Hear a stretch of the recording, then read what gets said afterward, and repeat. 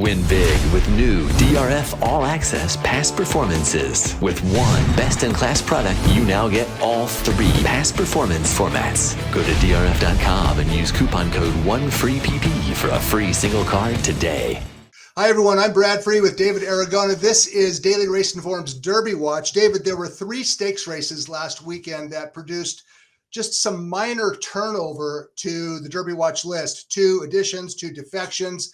The biggest change is the result of what transpired at Fairgrounds in the Louisiana Derby. What did the Louisiana Derby do to our list?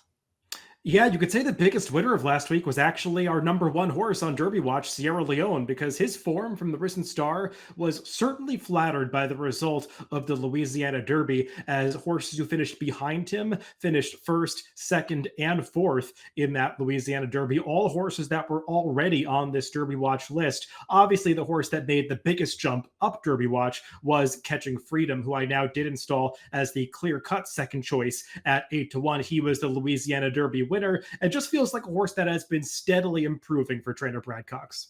Yeah, we're going to talk more about the Louisiana Derby in just a minute, but before we do that, let's talk about some of the odds revisions. And in the wake of the Louisiana Derby, you lowered Sierra Leone from 8-1 down to 6-1. I think that kind of makes sense after what happened last weekend. Yeah, it just feels like his form was flattered. He's going to be a strong favorite when he eventually makes his final prep for the Kentucky Derby in the Bluegrass. And it just seems like people have a lot of confidence about his ability to get the 10 furlong distance. I think he's expected to continue on this path of being one of the leaders moving on towards the Kentucky Derby. So he has solidified his position at the top of this list, and that's been the case for much of this season so far. We did have some horses who participated in the Louisiana Derby have their odds changed from the prior week, unsurprisingly, based on their performances from last Saturday. Like I said, Catching Freedom was the biggest change, going from 20-1 down to 8-1. Honor Marie, his price also was lowered. He was 30-1 on our list previously after a somewhat disappointing effort in the Risen Star. Ran much better in the Louisiana Derby last week to finish 2nd, solidifying his berth into the Kentucky Derby. So I've lowered him to 15-1. And then Track Phantom increased his price a little bit. I guess you have to respect that he has the points to get into the Kentucky Derby field, but he was a somewhat disappointing 4th in that Louisiana Derby. Yeah, Catching Freedom made the biggest move. He was the co-9th choice on Derby Watch. He's now sitting alone in 2nd, and it makes sense. That was kind of an impressive win the other day. As I said, we're going to talk more about the Louisiana Derby in just a minute. Track Phantom odds drifted up. A couple of new faces to, a couple of other odds revisions. Let me rephrase that. Stronghold went from 40-1 down to 30-1. I was at Santa Anita early this week, and Stronghold posted a dynamite workout over 2 very good older stakes horses. So his odds dropped from 40 to 30. And then Tuscan Sky, his most recent allowance win was somewhat validated when the runner-up Nash came back to win. I thought is an impressive win at Oaklawn.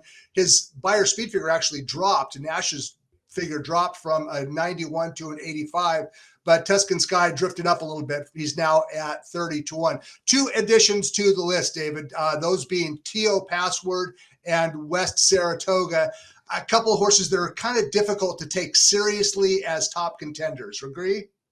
And we just basically have to add them to this list because they are going to be in the Kentucky Derby field if they want to be. T.O. Password, he has that invitation from Churchill Downs through the Japan Road to the Derby. He is the highest points earner after his victory in the Foucourier Stakes from last week. And West Saratoga, his 2nd place finish in the Jeff Ruby Stakes, earns him 50 qualifying points. And historically, that's been enough to get into Kentucky Derby starting gate. And it sounds like the connections are going to run. So you got to add them onto the list if they're going to be Kentucky Derby starters. 40-1 and 50-1, and to make room for T.O. Password and West Saratoga, Common Defense was dropped from the list after a disappointing 5th place finish in the Louisiana Derby. And the other one that we had to drop from the list because he's currently not eligible or he can't get into the race, and that's Ramjet, who I think he would have had a better chance in the Kentucky Derby than T.O. Password. But we'll talk more about that Japanese stakes race a little bit later on in this segment. 3 stakes races last weekend, the Louisiana Derby, Jeff Ruby Stakes, and the Fukuro Stakes in Japan.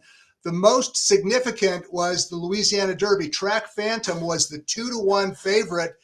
He had a lot to prove. Did he prove it or not? He was somewhat disappointing.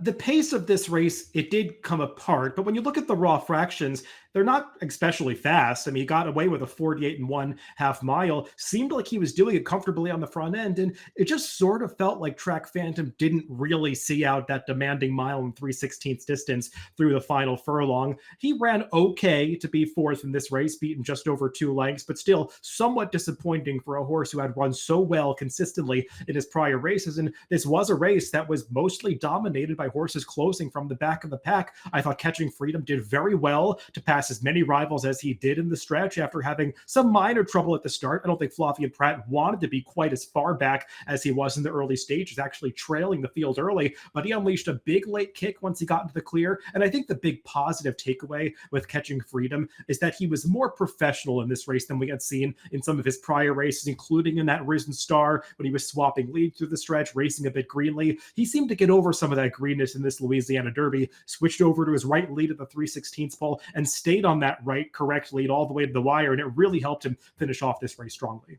Yeah, very professional win by Catching Freedom. You know, looking at my immediate knee-jerk reaction after the Louisiana Derby was that Track Phantom was a toss-out. But then on further review, and after considering it a little bit more, I think we have to at least recognize that the race shape definitely favored the 1-2 finishers. Catching Freedom and Honor Marie rallied from last and next to last. And if they benefited by the race shape, the race flow in the Louisiana Derby, then I think the same thing kind of applies to Track Phantom. He was compromised by the race flow, and that's 2 consecutive races, albeit at long distance, in which Track Phantom gave up the lead late. But both those races, this race and his previous start, were won from off the pace. And I just wonder if maybe Track Phantom deserves a little bit more credit for his 4th place finish than at least I was initially willing to give him. What about you? I'm not sure about that. I mean, while the top 2 finishers obviously did come from way back in the pack, I'm not sure if it was a race that totally fell apart. I like to use the Timeform US pace figures to get a gauge of race shape. This was not a race that, based on the pace figures, that featured a fast pace. It just was a race that sort of came apart because the top 2 finishers came from so far back. Maybe Catching Freedom and Honor Marie were just the best horses in this race. Maybe they were just the 2 horses that really wanted the distance. I think you could probably also throw the 3rd place finisher, Tuscan Gold, into that equation too, as a horse that really wanted to go this far.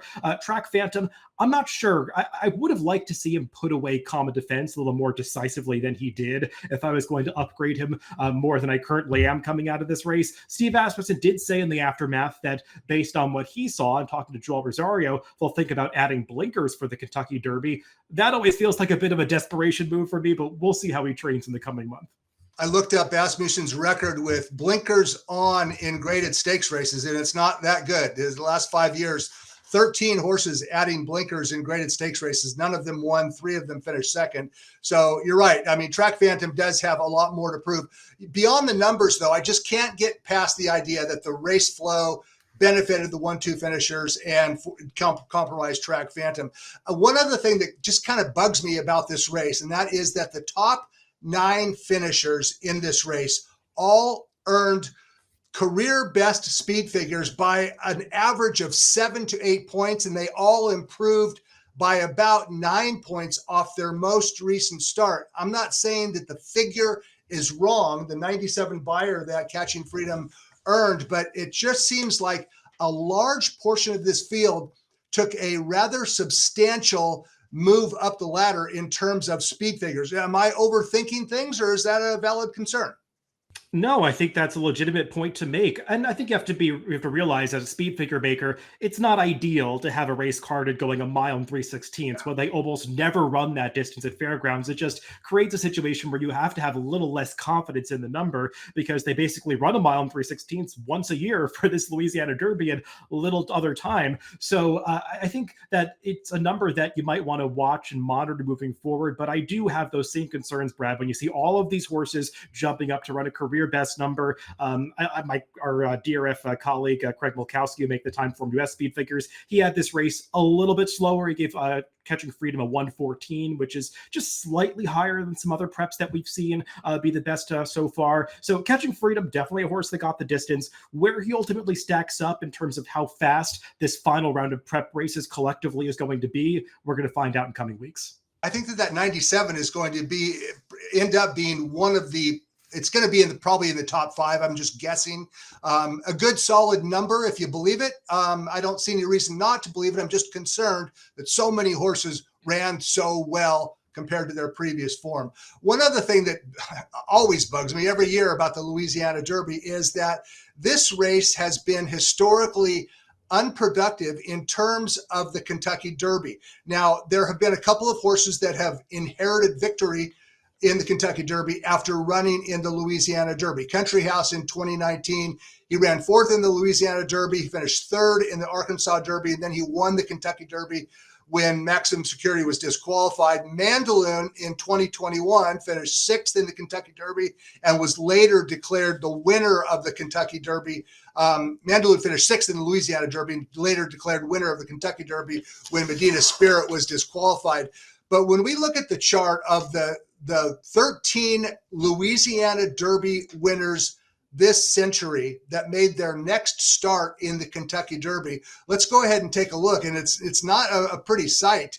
There are 13 of them, and none of them have won. These are all the Louisiana Derby winners since 2000 that made their next start in the Kentucky Derby. I guess Epicenter came closest a couple years ago. He finished 2nd as the 4-1 favorite. Back in 2009, Frisian Fire was the 7-2 favorite. This race has not been productive for Louisiana Derbies. I don't know if it's because of the timing between this race and the Kentucky Derby, or maybe it's just an irrelevant statistic that doesn't mean anything. What do you think, David? I think it's only worth pointing this out because I do think that there is a thought process out there that the Louisiana Derby, or at least Fairgrounds path to the Kentucky Derby, is the best one because of the way they've elongated these distances. And I know that some connections and some handicappers believe that it's the best prep series to get to the Kentucky Derby. And this set of results, it does question that line of thinking a little bit, or make you question it when you see the lack of success that some of these horses have had. As you say, some horses that had been also ran in the Louisiana Derby or not made their very next starts have come back to do okay in the Kentucky Derby. We have got those 2 winners via disqualification. But still, I think that it's just hammers home the point that a good horse can come from anywhere as long as he's got the right connections in his corner and the right preparation coming in. There's not one magic path that guarantees success in the Kentucky Derby, and I think we see that here. No doubt about it. Catching Freedom, he won the Louisiana Derby. His next start is in the Kentucky Derby, and he'll be one of the favorites, I would imagine, if things go well over the next 6 weeks. Okay, let's turn our attention to Turfway Park, where the Jeff Ruby Stakes was run last weekend, and a very impressive performance by a horse who's not going to the Kentucky Derby. David, what about the Jeff Ruby? Yeah, I mean, I guess not a big surprise. Endlessly had run very well on turf as a 2-year-old, had already handled a synthetic course, actually the same course, Tapeta at Golden Gate when he won the El Camino Real Derby, and he took yet another step forward, winning his 5th race in his 6 lifetime starts. That only loss coming when he tried very tough competition in the Breeders' Cup Juvenile Turf last year, and he was the class horse coming in, and his class shone through as he was able to decisively beat this field on Saturday. It was a blanket finish in behind him for all those horses jockeying for second place to get those 50 points to get into the Kentucky Derby field, but Endlessly far superior to his rivals. But as you say, he has been campaigned like more of a turf horse, and it seems like at least his trainer, Michael McCarthy, views him as a turf horse and is not going to be tempted by that Kentucky Derby qualification.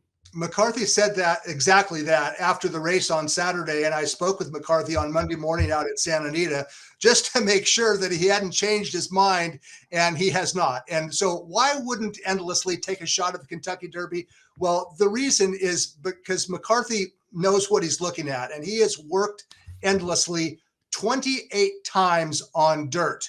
Why do you think he's on grass? It's because he does not train as well on dirt as he runs on grass. And there's no reason to do something crazy like take a shot at the Kentucky Derby just because it's a Kentucky Derby. It is the Kentucky Derby. So Endlessly will run on the first Saturday in May, but it's going to be on grass in the Grade 2 American Turf. As for the runner-up, West Saratoga, I can certainly understand why they would take a shot. He earned 50 points, likely to be enough to make the Derby field. I can't make a case for him. I don't think he's fast enough, but he's in the gate, David, and I guess if he's in the starting gate, he has a chance, West Saratoga.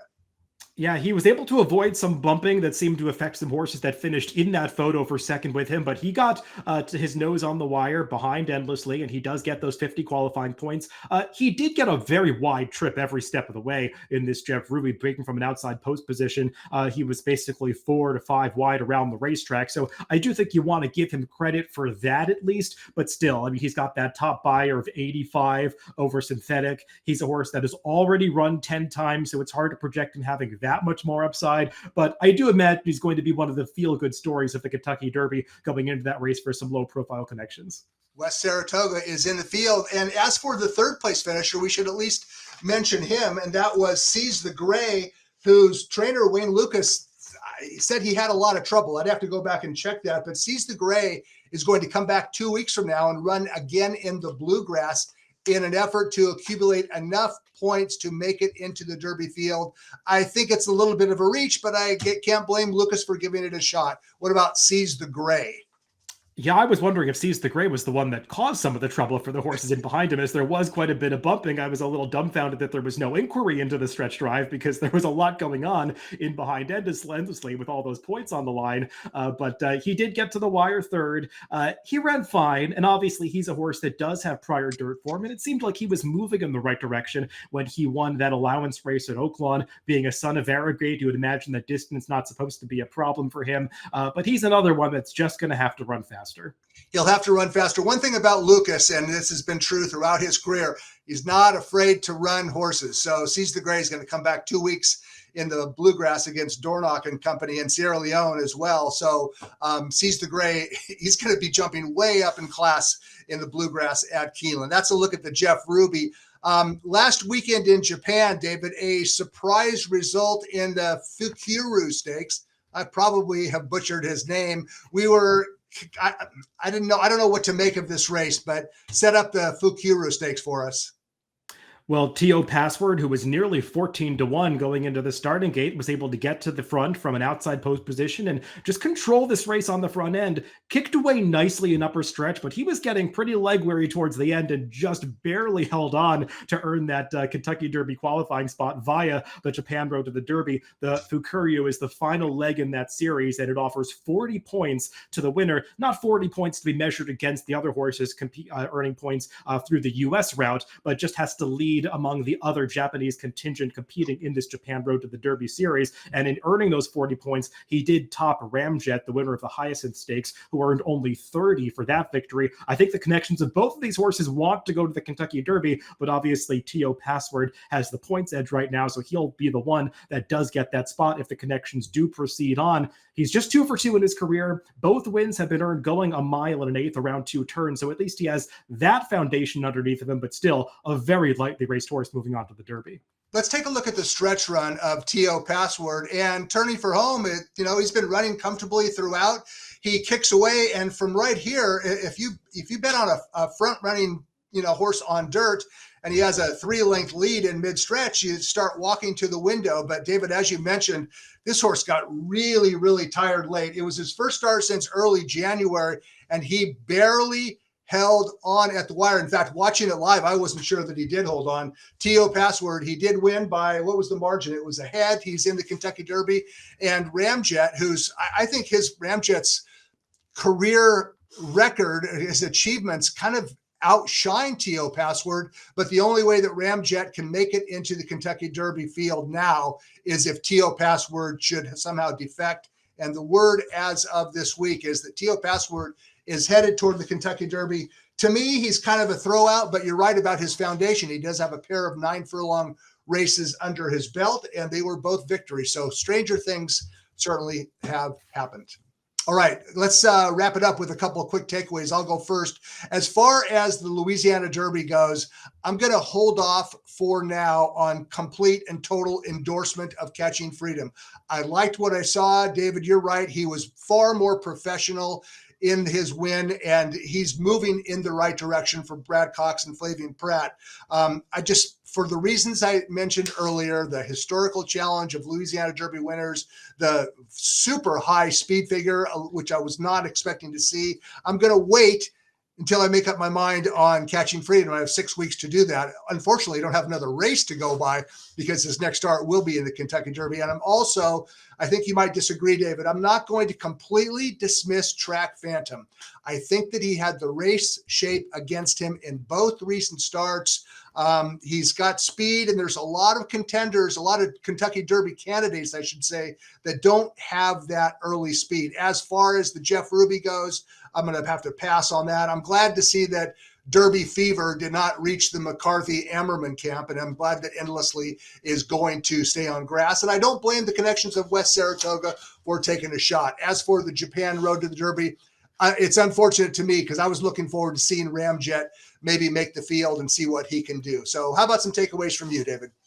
Yeah, for me, I mean, commenting on the top two from the Louisiana Derby, as far as Catching Freedom goes, I wonder if some people might jump off the bandwagon when they start to see him train at Churchill Downs, because a lot of eyes are on those morning workouts leading up to the Kentucky Derby. A lot more eyes never watch these horses train for the rest of the year, and Catching Freedom has a reputation as being a horse that is quite underwhelming in his morning training, and we'll see if Flavian Pratt, who rode him last Saturday, ultimately has a different Derby mount. I think there could be some developments that ultimately could increase the price on Catching Freedom, something to consider about him. And we didn't talk too much about Honor Marie, who was second. I thought he ran very well. He was outclosed by Catching Freedom, but it was a big step forward from where he was in the Risen Star. He'll be third off a layoff in the Kentucky Derby, and he's got a big win over Churchill Downs already. I wouldn't be surprised if he's a horse that could fly under the radar on the first Saturday and may potentially do well at a price. So he's one that I definitely have on my radar as a horse to consider in the Kentucky Derby.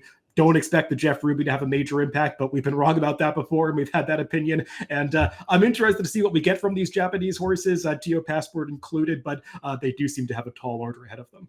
Yes, they do. Well, that's a wrap for the Derby Watch review. Sierra Leone, his status as the Derby Watch favorite was solidified by the Louisiana Derby result. Catching Freedom has emerged as a top contender for the Kentucky Derby. There's a lot more action ahead this weekend in Arkansas, Florida, and in Dubai. David Aragona and I, Brad Free, will be talking about those next in the Derby Watch preview segment. That's next. Thanks for watching.